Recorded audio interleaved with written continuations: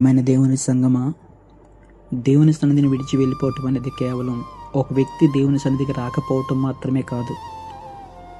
అది ఒక తండ్రి తన బిడ్డను కోల్పోయిన బాధ వంటిది. ఒక గొర్రె మంద నుండి తప్పిపోవటం ఎంత బాధాకరమో, ఒక ఆత్మ దేవుని సన్నిధికి దూరం కావటం అంతకంటే ఎక్కువ బాధాకరం.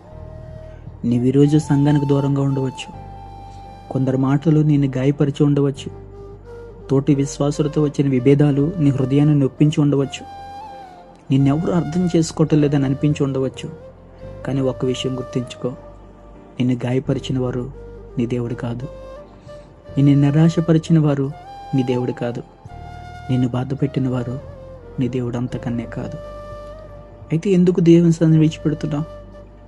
ఒకవేళ నీ ఇంట్లో ఎవరో నిన్ను బాధ పెడితే నీవు శ్వాస తీసుకోవడం మానేస్తావా? ఒకవేళ ఎవరో నిన్ను నిరాశపరిస్తే ఆహారం తినడం మానేస్తావా? మనుషుల కారణంగా దేవుని సన్నిధిని ఎందుకు విడిచిపెడుతున్నావు? నీవు మనుషుల కొరకు రక్షింపబడలేదు, క్రీస్తు కొరకు రక్షింపబడ్డావు. నిన్ను సంఘంలోనికి తీసుకురావడానికి అనేక మంది పరిశుద్ధుల ఉపవాస ప్రార్థనలు ఉన్నాయి. నీ పేరు చెప్పుకుంటూ నీ సంఘ కాపరి అనేక దినములు దేవుని సన్నిధిలో కన్నీరు కార్చారు.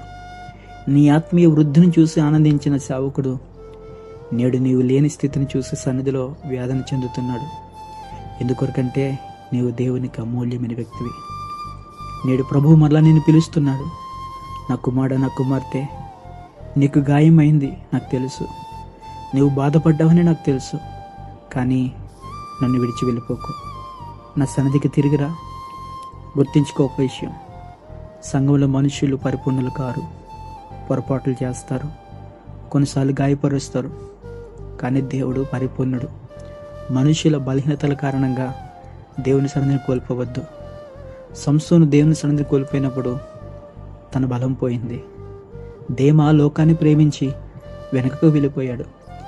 కానీ పేతురు పడిపోయినా తిరిగి ప్రభువుని చేరుకున్నాడు. అందుకే అతని జీవితం ఆశీర్వాదకరమైంది. ప్రియమైన విశ్వాసి, నీ కొరకు ఇంకా ప్రార్థనలు జరుగుతున్నాయి. నీ కొరకు ఇంకా కన్నీళ్ళు కారుతున్నాయి. నీ కొరకు ఇంకా ఎదురు చూస్తున్నారు. అన్నిటికంటే ముఖ్యంగా నీ కొరకు నీ దేవుడు ఇంకా చేతులు చాచి ఉన్నాడు.